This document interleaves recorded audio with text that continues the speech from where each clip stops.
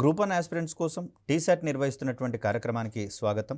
ఈ వీడియోలో మనము ఉద్భవిస్తున్నటువంటి సాంకేతికతలు, వీటినే అభివృద్ధి చెందుతున్న సాంకేతికతలు అని, ఎమర్జింగ్ టెక్నాలజీస్ అనేటటువంటి పేరుతో పిలుస్తూ ఉన్నాం.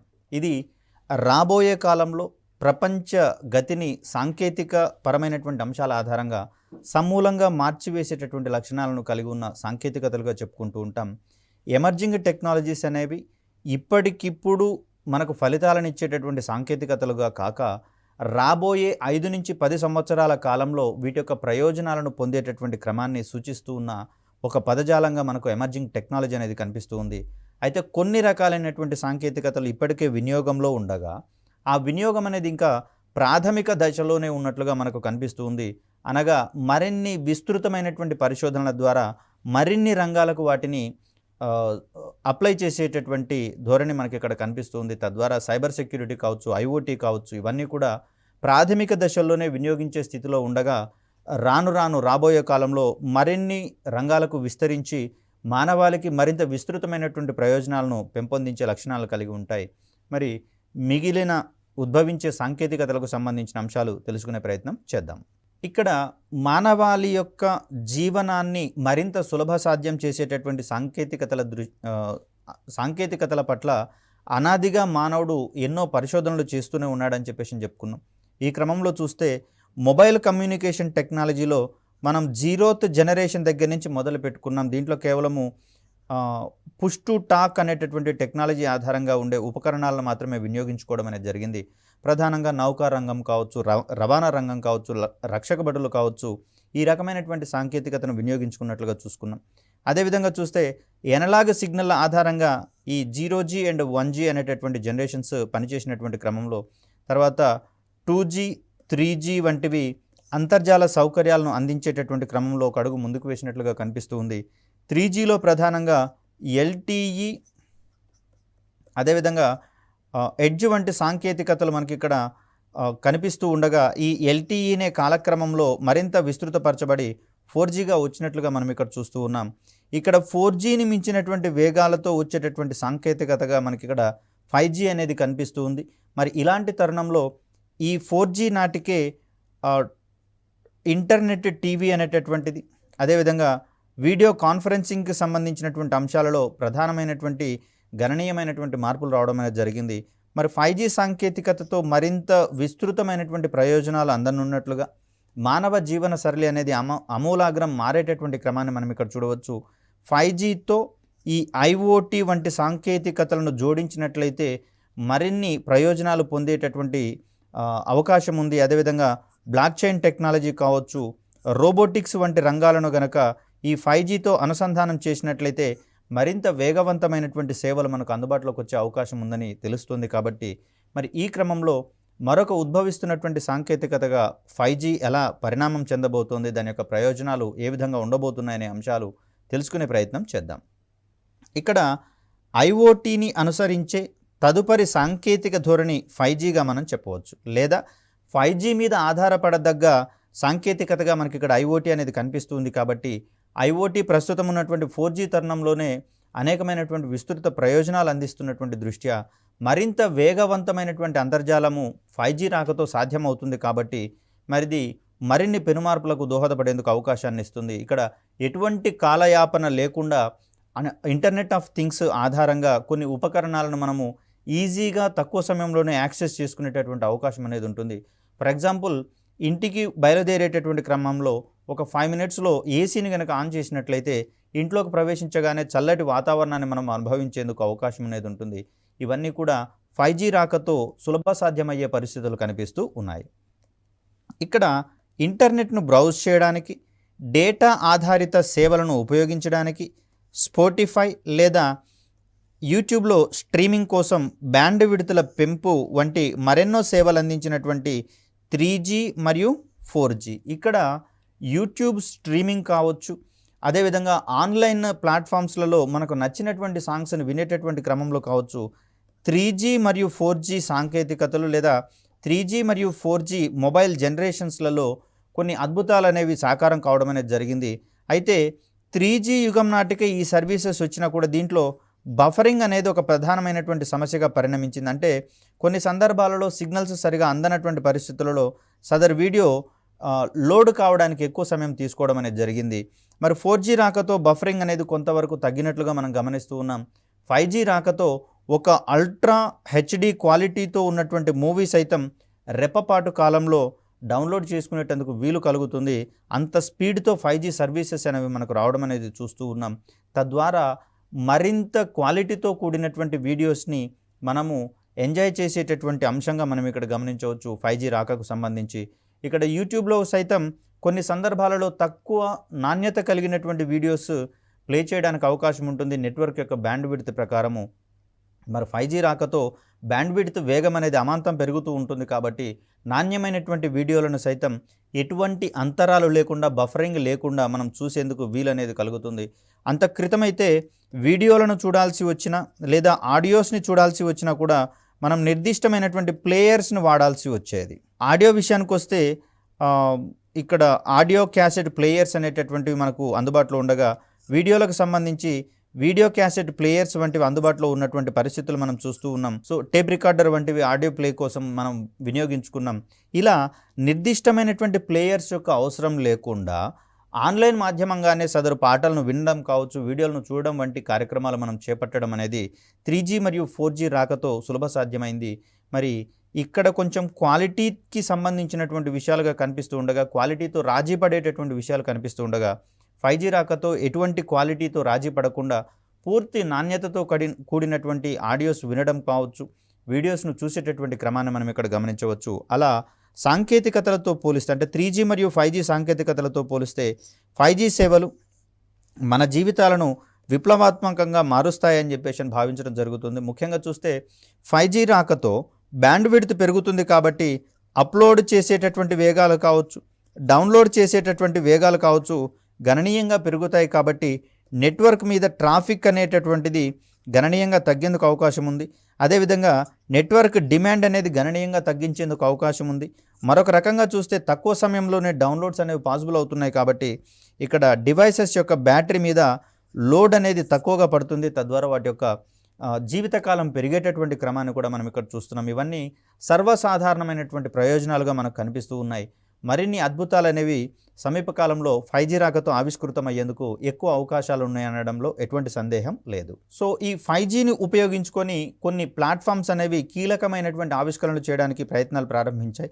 దీనికోసం Google stadia, Nvidia GeForce now అనేటటువంటివి, అదేవిధంగా మరి కొన్ని క్లౌడ్ ఆధారిత గేమింగ్ సేవలు. ఇక్కడ క్లౌడ్ ఆధారిత గేమింగ్ సేవల గురించి గమనిస్తే మన దగ్గర ఉన్నటువంటి సమాచారం ఎక్కడో రిమోట్గా ఉండేటటువంటి క్లౌడ్ వేదికల మీద, క్లౌడ్ ప్లాట్ఫామ్స్ అంటాం, ఈ క్లౌడ్ ప్లాట్ఫామ్స్లలో స్టోర్ కావడం అనేది జరుగుతుంది. ఎందుకంటే డేటా అనేది ఎక్కువగా ఉంటాయి కాబట్టి కొన్ని రకాలైనటువంటి ఫైల్స్ కావచ్చు, గేమింగ్కి సంబంధించినటువంటి సాఫ్ట్వేర్స్ కావచ్చు ఎక్కువ మొత్తంలో ఉంటున్నటువంటి పరిస్థితులలో మరి వాటిని మనం మన యొక్క డివైసెస్లో లోడ్ చేసుకున్నప్పుడు మెమరీ అనేది గణనీయంగా వేస్టేజ్ అయ్యేందుకు అవకాశం ఉంటుంది.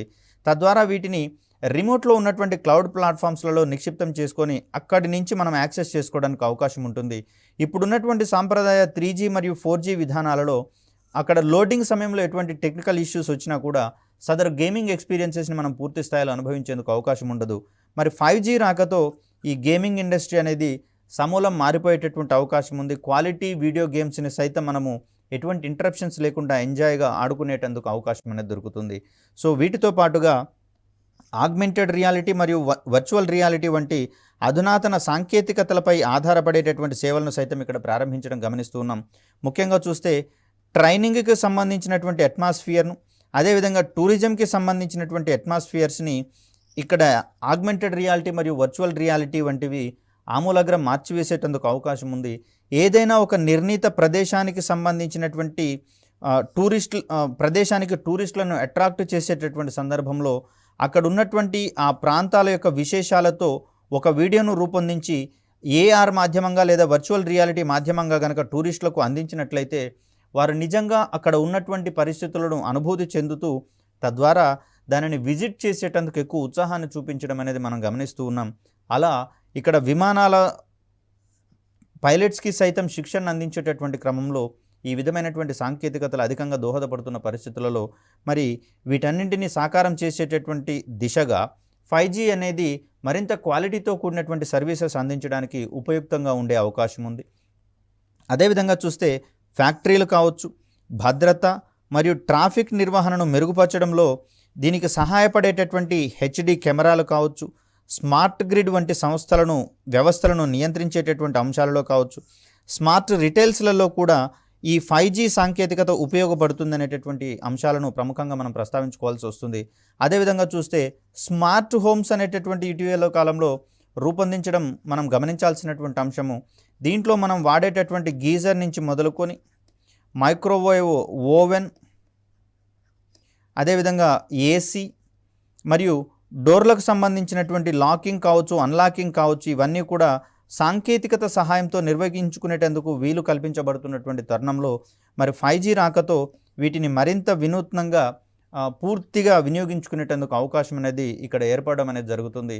సో అలా చూస్తే స్మార్ట్ హోమ్స్ విషయంలో మరిన్ని గణనీయమైనటువంటి మార్పులు రావడం అనేది తథ్యంగా ఉంటుంది. అదేవిధంగా 5G రాకతో శక్తి వినియోగం సైతం అత్యధికంగా ఉండేందుకు ఆస్కారం అనేది ఏర్పడుతుంది. సో ఇక్కడ చూస్తే 5G సాంకేతికతకు సంబంధించి వెరిజాన్ సంస్థ కావచ్చు, T-Mobile సంస్థ కావచ్చు, యాపిల్, నోకియా కార్పొరేషన్, క్వాల్కామ్ వంటి దాదాపు ప్రతి టెలికాం కంపెనీ కూడా ఇప్పుడు 5Gకి సంబంధించినటువంటి యాప్స్ని రూపొందించేటటువంటి క్రమాన్ని మనం ఇక్కడ చూస్తున్నాం. యాప్స్ చూస్తే ముఖ్యంగా కొన్ని నిర్దిష్టమైనటువంటి పరిమితులకు లోబడి అవి పనిచేస్తూ ఉంటాయి. ఇక్కడ జనరేషన్ టు జనరేషన్కి వాటి యొక్క స్పెసిఫికేషన్స్లలో సైతం పెనుమార్పులు వచ్చేటటువంటి పరిస్థితులు కనిపిస్తున్న దరిమిల 5G రాకతో బ్యాండ్విడ్త్ యొక్క వేగం అమాంతం పెరుగుతున్నటువంటి పరిస్థితుల్లో మరింత ఖచ్చితత్వంతో కూడినటువంటి ఖచ్చితమైన పనితీరును ప్రదర్శించేటటువంటి యాప్స్ని వినియోగించడము, రూపొందించడం అనేది సులభ సాధ్యం కావడం అనేది జరుగుతుంది. ఇప్పటికే ఈ విధమైనటువంటి 5G ఆధారిత యాప్స్ని రూపొందించేటటువంటి క్రమంలో సంస్థలు నిమగ్నమై ఉన్నట్లుగా మనకి ఇక్కడ తెలుస్తూ ఉంది. అదేవిధంగా చూస్తే 5G నెట్వర్క్లు 2024 నాటికి ప్రపంచంలోని 40% కవర్ చేసేటటువంటి అంశంగా కనిపిస్తుందంటే రాబోయే 2 సంవత్సరాల కాలంలో 40%కి దగ్గరగా వినియోగం ఉండేటటువంటి అవకాశం ఉంది 5G సాంకేతికతకు సంబంధించి. దీంట్లో భాగంగా ముందు పెద్ద పెద్ద పరిశ్రమలకు సంబంధించి, అదేవిధంగా ప్రభుత్వ విభాగాలు, అదేవిధంగా ప్రభుత్వ కార్యాలయాలు, తర్వాత ప్రధానమైనటువంటి మెట్రోపాలిటన్ నగరాలకు వీటికి సంబంధించినటువంటి సర్వీసెస్ని తొలుత అందించాలని ఉద్దేశంగా పెట్టుకోవడం అనేది జరిగింది.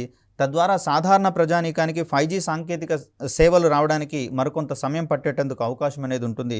అది 2024 తర్వాత మారుమూల ప్రాంతాలకు సైతము ఇటువంటి సేవలను అందించేటటువంటి ప్రయత్నాలు చేపడతారని చెప్పేసి ఆశిద్దాం.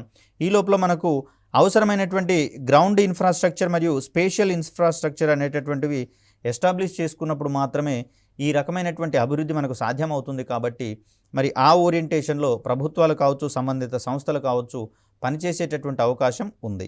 అదేవిధంగా చూస్తే మొత్తం మొబైల్ ట్రాఫిక్ డేటాలో 25% 5G హ్యాండిల్ చేసేటటువంటి అవకాశం ఉంది.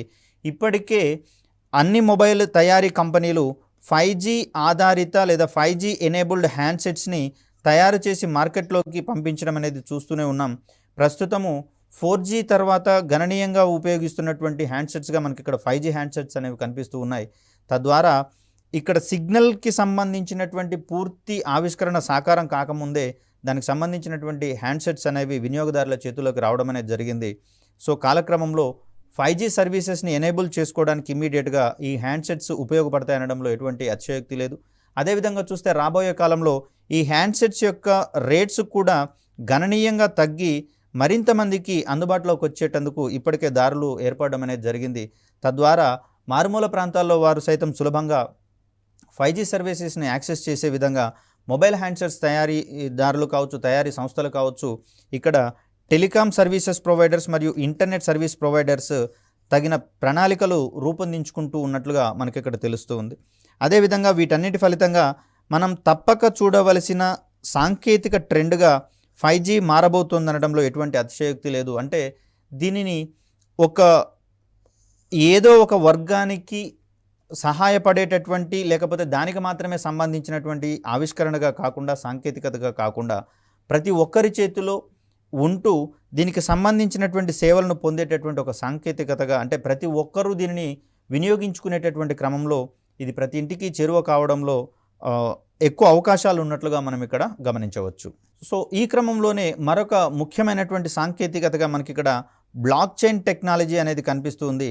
మరి బ్లాక్ చైన్ టెక్నాలజీ అనేది పూర్తిగా భద్రతకు సంబంధించినటువంటి అంశాలను ప్రముఖంగా డీల్ చేస్తున్నటువంటి పరిస్థితులలో ప్రస్తుతము బ్యాంకింగ్కి సంబంధించినటువంటి సెక్టార్స్ కావచ్చు, అదేవిధంగా ల్యాండ్ సెటిల్మెంట్స్కి సంబంధించినటువంటి అంశాలలో కావచ్చు, తర్వాత షేర్ మార్కెట్ ట్రేడింగ్స్కి సంబంధించినటువంటి అంశాలలో కావచ్చు, ఈ టెక్నాలజీని కనుక వినియోగించినట్లయితే అక్కడ ఉన్నటువంటి ట్రాన్సాక్షన్స్ అన్నీ కూడా పూర్తిగా భద్రతాపరమైనటువంటి అంశాలలో మద్దతిచ్చే అంశాలుగా చూస్తూ ఉన్నాం. తద్వారా పెద్ద పెద్ద ఎంఎన్సీస్ అన్నీ కూడా తమ యొక్క కార్యకలాపాలను నిర్వహించుకునేటటువంటి క్రమంలో బ్లాక్ చైన్ టెక్నాలజీ వినియోగానికి ప్రాధాన్యతనివ్వడం అనేది జరుగుతుంది.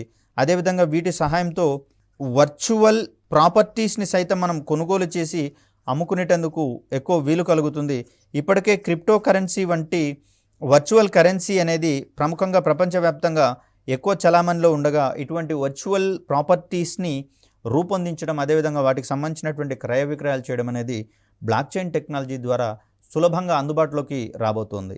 ఇక్కడ బ్లాక్ చైన్ టెక్నాలజీకి సంబంధించి చూస్తే చాలామంది వ్యక్తులు బిట్ కాయిన్ వంటి క్రిప్టో కరెన్సీలకు సంబంధించిన సాంకేతికతగా బ్లాక్ చైన్ టెక్నాలజీని చూస్తూ ఉన్నారు.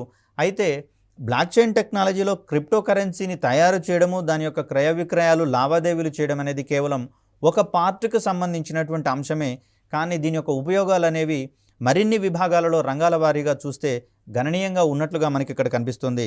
అలా చూస్తే ఈ సాంకేతికత అనేక ఇతర మార్గాల్లో అమితమైనటువంటి భద్రతను అందించడం మనం గమనించాల్సినటువంటి విషయం. అంటే ఇక్కడ ట్రాన్సాక్షన్స్ని నిర్వహించడం మాత్రమే కాదు, దానిని పూర్తి భద్రతాపరమైనటువంటి వాతావరణంలో నిర్వహించుకునేటటువంటి వీలుంటుంది. గతంలో చూస్తే వాట్సాప్కు సంబంధించి ఎన్క్రిప్షన్ అనేది మనందరం గమనించాం. మరి ఎన్క్రిప్టెడ్ సౌకర్యాలు ఉన్నటువంటి వాట్సాప్ నుంచి చాట్స్ లీక్ కావడం కానివ్వండి, అదేవిధంగా కాల్ డేటా లీక్ కావడం వంటివి కూడా మనం కొన్ని సందర్భాల్లో పరిశీలిస్తూ ఉన్నాం. సరే, కారణాలు ఏవైనా కూడా కొన్ని సందర్భాలలో ఇవన్నీ లీక్ అవుతూ ఉన్నటువంటి పరిస్థితులలో మరింత పటిష్టమైనటువంటి భద్రతను, ఒక సెన్సిటివ్ డేటాను కాపాడేటటువంటి క్రమంలో మనకు బ్లాక్ చైన్ టెక్నాలజీ అనేది అందించే క్రమాన్ని చూస్తూ ఉన్నాం. దీని సహాయంతో డేటాను జోడించగల, తొలగించుటకు లేదా మార్చేందుకు వీలులేని సాంకేతికతగా బ్లాక్ చైన్ను వర్ణించవచ్చు. అంటే ఎవరు పడితే వారు మార్చడానికి ఉండదు, కేవలం ఆథరైజ్డ్ యూజర్స్ మాత్రమే ఇక్కడ సంబంధిత అప్డేషన్స్ చేయడానికి అవకాశం ఉంటుంది. అనాథరైజ్డ్ యూజర్స్ ఎవరైతే ఉన్నారో, ఫర్ ఎగ్జాంపుల్ చూస్తే సైబర్ క్రిమినల్స్ అనే వాళ్ళు ఉన్నారు కదా మనకు, లేదా సైబర్ హ్యాకింగ్ చేసేటటువంటి వారికి ఇటువంటి వ్యవస్థలను హ్యాకింగ్ చేయడం అనేది దుస్సాధ్యమైనటువంటి పని, అసాధ్యమైనటువంటి పనిగా మనకు కనిపిస్తుంది. బికాజ్ దీనికి ఉన్నటువంటి క్లిష్టమైన కాన్ఫిగరేషన్ వల్ల. తద్వారా ఎవరు పడితే వారు ఈ సాంకేతికత ద్వారా వచ్చేటటువంటి డేటా ఏదైతే ఉందో దానిని మార్చడానికి కానీ, తొలగించడానికి కానీ, లేదా అదనపు సమాచారాన్ని జోడించడానికి కానీ, ఉన్నటువంటి సమాచారం మొత్తాన్ని నాశనం చేయడానికి కానీ అవకాశం లేని ఒక దుర్భేద్యమైనటువంటి సాంకేతికతగా మనకి ఇక్కడ బ్లాక్ చైన్ టెక్నాలజీ అనేది కనిపిస్తుంది.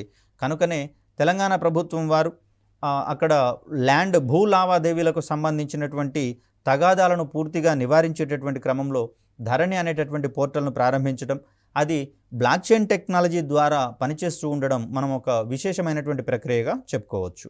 ఇక్కడ బ్లాక్ చైన్ టెక్నాలజీలో మనం మరింత వివరంగా చెప్పుకోవాల్సి వస్తే ఈ సాంకేతికతలో చైన్ అనేటటువంటిది గొలుసు అనే పదంగా చూస్తూ ఉన్నాం.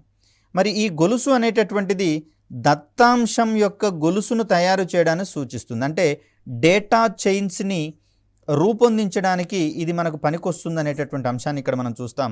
సో ఈ డేటాకు సంబంధించినటువంటి చైన్స్ మనకు బ్లాక్ల రూపంలో స్టోర్ చేయబడతాయి సిస్టమ్స్లో, వేరియస్ సిస్టమ్స్లలో స్టోర్ చేయబడతాయి. ఇటువంటి బ్లాక్లను మార్చలేకపోవడం వల్ల ఇది చాలా సురక్షితంగా ఉంటున్నట్లుగా మనం ఇక్కడ చూడవచ్చు.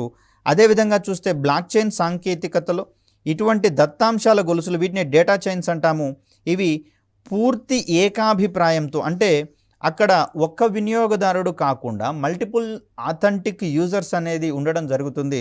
మరి వీరందరూ కామన్గా యాక్సెప్ట్ చేస్తేనే సదరు చేంజెస్ యొక్క రిఫ్లెక్షన్స్ అనేవి మొత్తంగా ఉండబోతాయి. లేనటువంటి పరిస్థితులలో అంతకు ముందున్నటువంటి డేటాని మార్చడం అనేది ఎంత మాత్రమూ సాధ్యం కాదు. ఇలాంటి పరిస్థితులలో అసలు బ్లాక్ చైన్ టెక్నాలజీ ఏ విధంగా పనిచేసే అవకాశం ఉందో తెలుసుకునే ప్రయత్నం చేద్దాం. ముఖ్యంగా చూస్తే డేటా అనేది ప్రస్తుతం ఉన్నటువంటి మెకానిజంలో భాగంగా కేవలం ఒక సిస్టంలోనో లేదా ఒక సర్వర్లోనో నిక్షిప్తమై ఉంటుంది. మరి ఇలాంటి సందర్భాలలో ఈ సదరు సిస్టమ్ని కావచ్చు, సర్వర్ని కావచ్చు తమ యొక్క ఆధీనంలోకి తీసుకొని రావడం అనేది హ్యాకర్లకు వెన్నతో పెట్టినటువంటి విద్య, చాలా ఈజీ టాస్క్గా మనకు కనిపిస్తూ ఉంది. మరి అలాంటి సందర్భంలో సాంప్రదాయ కంప్యూటింగ్ వ్యవస్థలను బ్లాక్ చైన్ టెక్నాలజీ ఏ విధంగా మారుస్తుందో గమనిద్దాం. దీంట్లో భాగంగా అనేకమైనటువంటి ప్రాంతాల్లో ఉన్న సిస్టంలోని నెట్వర్క్లలో, లేకపోతే వీటిని మనము నోడ్స్ అంటాము. ఈ నోడ్స్ ఒక్కొక్కటి ఒక్కొక్క ప్రాంతంలో ఉంటూ డిఫరెంట్ ప్లేసెస్లలో ఉన్నటువంటి కంప్యూటర్స్ని ఒక నెట్వర్క్లో భాగంగా అది అనుసంధానం చేయడం అనేది జరుగుతుంది. మరి ఒక్కొక్క నోడులో సంబంధిత సమాచారం అనేది ఫీడ్ చేయడం అనేది జరుగుతుంది. మరి సదరు డేటా ఎన్ని నోట్స్లలో ఉంటుంది, ఏ నోట్స్లలో ఉంటుంది అనేది తెలుసుకోవడం అనేది చాలా కష్టసాధ్యమైనటువంటి పని. అంటే మనం ఇచ్చినటువంటి డేటా ఏదైతే ఉందో ఇది 3 విభిన్నమైనటువంటి నోట్స్లలో స్టోర్ అయ్యి ఉందనుకుందాం. ఇది పార్ట్ 1, పార్ట్ 2, పార్ట్ 3. సో దీనికి ఆథరైజ్డ్ యూజర్ ఎవరైతే ఉంటారో లేదా వీటిని రూపొందించినటువంటి వ్యక్తి ఎవరైతే ఉంటారో తన యొక్క సిగ్నేచర్ ఆధారంగా ఇవన్నీ లింక్ చేయబడి ఉంటాయి. సో అంటే ప్రతి డేటాకి ఒక ఆథరైజ్డ్ యూజర్ అనేవాడు ఉంటాడు, తనకు ఒక సిగ్నేచర్ అనేది ఇవ్వబడుతుంది. ఈ సిగ్నేచర్ ద్వారా ఆథరైజ్డ్ యూజర్ ఎవరో అర్థం చేసుకోవడానికి అవకాశం ఉంటుంది. మరి ఇలాంటి సందర్భంలో ఏదైనా ఒక సమాచారాన్ని యాడ్ చేయడము లేదా తొలగించడం అనేది చేయాలి అంటే ఏకకాలంలో 3 విభిన్న నోట్స్లలో ఉండేటటువంటి ఈ డేటాను మొత్తం రిట్రీవ్ చేసుకొని దాంట్లో ఏకకాలంలో వాటి యొక్క రిఫ్లెక్షన్స్ని మనం పూర్తి చేయాల్సి ఉంటుంది. అది కూడా నిర్ణీతమైనటువంటి ఆథరైజ్డ్ యూజర్స్ ద్వారా.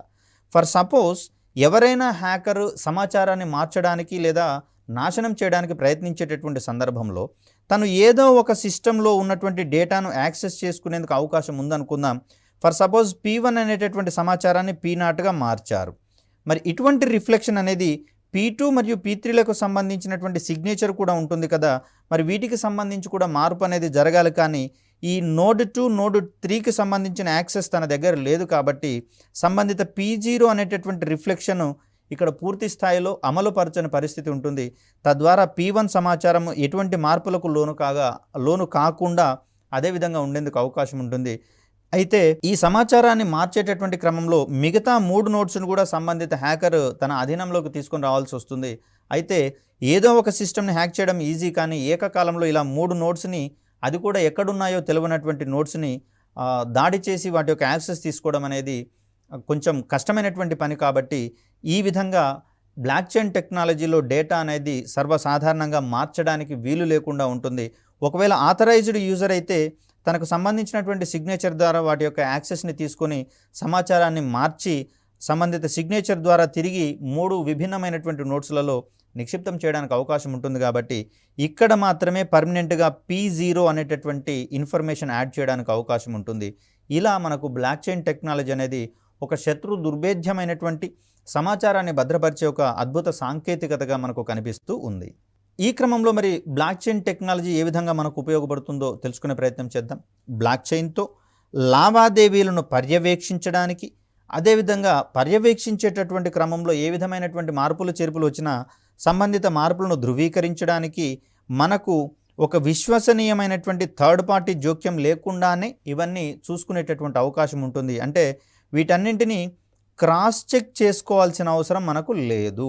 మనకి ఇప్పటికైతే క్వాలిటీ కంట్రోల్ రూపంలో కొన్ని ఎక్స్టర్నల్ వ్యవస్థలు ఉన్నాయి. ప్రతి ప్రోగ్రామ్కి సంబంధించి కావచ్చు, సిస్టమ్ జనరేషన్కి సంబంధించి కావచ్చు, ఆపరేటింగ్ సిస్టమ్స్ కావచ్చు, ఇతర సెక్యూరిటీ ప్యాచ్లను నిర్వహించి రూపొందించేటటువంటి క్రమంలో ఈ క్వాలిటీ కంట్రోల్స్ మరియు క్వాలిటీ స్టాండర్డ్స్ అనేవి మనకు ఉండడం జరుగుతుంది. మరి వీటికి ఆధారంగానే సంబంధిత ప్రోడక్ట్స్ని మనం డిజైన్ చేసుకోవాల్సి వస్తుంది. మరి ఇలాంటి సందర్భంలో బ్లాక్ చైన్ టెక్నాలజీకి సంబంధించి ఎటువంటి థర్డ్ పార్టీ జోక్యాలు లేకుండానే సంబంధిత సమాచారాన్ని పర్యవేక్షించడము, ఆ లావాదేవీలను పర్యవేక్షించడము, అదేవిధంగా వాటిని ధృవీకరించేటటువంటి క్రమం మనకు కనిపిస్తూ ఉంది. ఇక్కడ చూస్తే ప్రస్తుతము అనేక ప్రభుత్వ సంస్థలతో పాటుగా పరిశ్రమలు సైతం బ్లాక్ చైన్ టెక్నాలజీని అమలు చేస్తున్నట్లుగా మనం ఇక్కడ గమనించవచ్చు. ఇటీవలి కాలంలో ఆర్బీఐ సైతం తన యొక్క కార్యకలాపాలను నిర్వర్తించేటటువంటి క్రమంలో బ్లాక్ చైన్ టెక్నాలజీని వినియోగించుకోవాలని నిశ్చయించుకోవడం జరిగింది. అదేవిధంగా చూస్తే ఇండియన్ బ్యాంకింగ్కి సంబంధించి కొన్ని కీలకమైనటువంటి బ్యాంకులు సుమారు 11 వరకు ఒక కన్సార్షియంగా ఏర్పడి ఈ బ్లాక్ చైన్ టెక్నాలజీని తమ యొక్క కార్యకలాపాలలో భాగంగా వినియోగించుకోవాలని దృఢ నిశ్చయంతో ఉన్నాయి. ఇవి ఆ సాంకేతికతను అభివృద్ధి పరుచుకోవడానికి ప్రయత్నం చేస్తూ ఉన్నాయి ఇప్పటికే. సో ఈ క్రమంలో కీలకమైనటువంటి బ్యాంకింగ్ రంగంలో పూర్తి సెక్యూర్డ్ వాతావరణంలో వినియోగదారుల యొక్క ట్రాన్సాక్షన్స్ అంటే కార్యకలాపాలు నిర్వర్తించేందుకు వీలనేది కలుగుతుంది. అదేవిధంగా చూస్తే బ్లాక్ చైన్ టెక్నాలజీ వినియోగం పెరుగుతున్న కొద్దీ నైపుణ్యం కలిగినటువంటి నిపుణుల కోసం డిమాండ్ కూడా పెరుగుతూ ఉండడం మనం ఇక్కడ గమనించాల్సినటువంటి అంశం. ముఖ్యంగా చూస్తే ఇక్కడ సాంకేతికతలో ఉపకరణాలు ఏ విధంగా కీలకంగా ఉంటాయో అదేవిధంగా సాంకేతిక నిపుణులు వీరినే మనము సాఫ్ట్వేర్ ఎంప్లాయీస్కి సంబంధించినటువంటి అంశాలుగా చూస్తాం. అదేవిధంగా సంబంధిత హార్డ్వేర్ పరికరాలను ఉపయోగించేటటువంటి లేదా తయారు చేసేటటువంటి నిపుణులు సైతం మనకి ఇక్కడ అవసరం పడుతూ ఉంటారు. కాబట్టి ఇలా చూస్తే మారుతున్నటువంటి ఈ బ్లాక్ చైన్ టెక్నాలజీ అనేది అభివృద్ధి చెందుతున్నటువంటి బ్లాక్ చైన్ టెక్నాలజీ అనేది భవిష్యత్తులో అనేక మంది సాంకేతిక నిపుణులకు కావచ్చు, హార్డ్వేర్ రంగ నిపుణులకు కావచ్చు ఉపాధి అవకాశాలను కల్పించడంలో ముందుంటుందని మనం అనుకోవచ్చు. ఎందుకంటే ఇప్పటికీ కేవలం కొన్ని ఏరియాస్లలో మాత్రమే బ్యాంకింగ్ రంగంలో కావచ్చు, అదేవిధంగా ఇన్సూరెన్స్కి సంబంధించినటువంటి విభాగాలలో కావచ్చు, షేర్ల యొక్క ట్రేడింగ్కి సంబంధించి కావచ్చు, ఇలా కొన్ని కీలకమైనటువంటి విభాగాలలో మాత్రమే బ్లాక్ చైన్ టెక్నాలజీ ప్రస్తుతం వినియోగిస్తూ ఉండగా భవిష్యత్తులో మరిన్ని రంగాలలోకి ఈ సాంకేతికత వినియోగం అనేది పెరుగుతూ ఉన్నటువంటి పరిస్థితులలో మరింత నిష్ణాతులైనటువంటి నిపుణులకు గిరాకీ ఏర్పడనుంది. ఇలా చూస్తే మనకు మొబైల్ టెక్నాలజీ పరంగా చూసినా కూడా మనకు బ్లాక్ చైన్ టెక్నాలజీ యొక్క వినియోగం అనేది గణనీయంగా ఉండబోతుంది. ఇప్పటికే కొన్ని సంస్థలు 2 నుంచి 3 సంవత్సరాల వరకు ఈ కాల్ డేటాస్ని పరిపూర్ణంగా స్టోర్ చేసుకొని వాటిని అందుబాటులో ఉంచాలనేటటువంటి అంశాలు నిర్దేశించడం అనేది జరిగింది. మరి అలాంటి సందర్భాలలో కొన్ని సందర్భాలలో వీటిని ట్యాంపరింగ్ చేసేందుకు అవకాశం ఉందంటే మార్చడానికి కానీ పూర్తిగా నిర్మూలించడానికి కానీ అవకాశం ఉంటుంది. మరి అలాంటి సందర్భాల్లో కొన్ని క్లిష్టమైనటువంటి సందర్భాలలో సదరు డేటా గనక మాయమైతే అక్కడ సాక్ష్యాధారాలు తారుమారు చేసినట్లుగా సంబంధిత నిందితులు తప్పించుకొని పోయేటందుకు అవకాశం ఉంటుంది. కాబట్టి అవకాశం ఉన్నటువంటి ప్రతి చోట దీని యొక్క వినియోగం అనేది పెరగాల్సి వస్తుంది. తద్వారా సెక్యూర్డ్ వాతావరణంలో భద్రతతో కూడినటువంటి ట్రాన్సాక్షన్స్ని నిర్వహించుకోవడానికి మనకు వీలనేది చిక్కుతుంది. సో ఇక్కడ బ్లాక్ చైన్ టెక్నాలజీని కేవలం ఇండివిజువల్గా ఉపయోగించడం మాత్రమే కాకుండా ఇక్కడ ఐఓటీ వంటి వాటితో అనుసంధానించి వినియోగించడం ద్వారా మరిన్ని విస్తృత ప్రయోజనాలు పొందేందుకు వీలుంటుంది. అదేవిధంగా చూస్తే మనకి ఇక్కడ ఈ ఆగ్మెంటెడ్ రియాలిటీ మరియు వర్చువల్ రియాలిటీ వంటి అంశాలతో దీన్ని యాడ్ చేసి నిర్వహించుకున్నప్పుడు మరొక వినూత్నమైనటువంటి అంశం ఏర్పడడం అనేది జరిగింది. దీన్నే మనము మెటావర్స్కి సంబంధించినటువంటి సాంకేతికతగా చూస్తూ ఉన్నాం. ఈ మెటావర్స్ భవిష్యత్తులో ఏ విధమైనటువంటి మార్పులు తేనుందో ముందే ఊహించినటువంటి ఫేస్బుక్ అనేటటువంటి సంస్థ ఇటీవల తన యొక్క పేరును మెటాగా మార్చుకున్నటువంటి సంగతి మనందరికీ తెలిసిందే. అంటే ఇదివరకు ఫేస్బుక్ ఆధ్వర్యంలో ఈ వాట్సాప్ వంటి సంస్థలు ఉండగా ప్రస్తుతం వీటన్నిటి యొక్క మాతృ సంస్థగా మెటా అనేది ఏర్పడడం జరిగింది. ఈ మెటా ఆధ్వర్యంలో ఫేస్బుక్ కావచ్చు, వాట్సాప్ వంటి సంస్థలు ప్రస్తుతం పనిచేస్తున్నటువంటి అంశాన్ని మనం ఇక్కడ గమనించవచ్చు. తద్వారా మెటావర్స్ అనే రంగంలో వచ్చేటటువంటి ప్రయోజనాలు ఏ విధంగా ఉండబోతున్నాయో మనం ఒక ఖచ్చితమైనటువంటి అంచనాకు రావడానికి అవకాశం ఉంటుంది. ఇక్కడ ముఖ్యంగా చూస్తే బ్లాక్ చైన్ టెక్నాలజీ యొక్క అనువర్తనాలు అనేవి ఇతర సాంకేతికతలలో ముడిపెట్టి చూసినప్పుడు మరిన్ని విస్తృతమైనటువంటి ప్రయోజనాలు వచ్చేందుకు అవకాశం ఉంది. అదేవిధంగా చూస్తే ఆటోమేటెడ్ రోబోటిక్ వీటికి సంబంధించి చూస్తే రోబోటిక్స్ రంగంలో సైతం బ్లాక్ చైన్ టెక్నాలజీ వంటి వాటిని వినియోగించడం ద్వారా మరిన్ని విస్తృతమైనటువంటి ప్రయోజనాలు పొందేందుకు అవకాశం ఉంటుంది. ఇప్పటికే రోబోటిక్స్ని కొన్ని రకాలైనటువంటి క్లౌడ్ ప్లాట్ఫామ్స్కి అనుసంధానం చేసి అవి నిరంతరం జరిగేటటువంటి పరిస్థితులను కావచ్చు, పరిస్థితుల్లోని మార్పులను కావచ్చు గమనించడం ద్వారా కొత్త విషయాలను నేర్చుకునేందుకు అవకాశం ఉందని చెప్పుకున్నాం.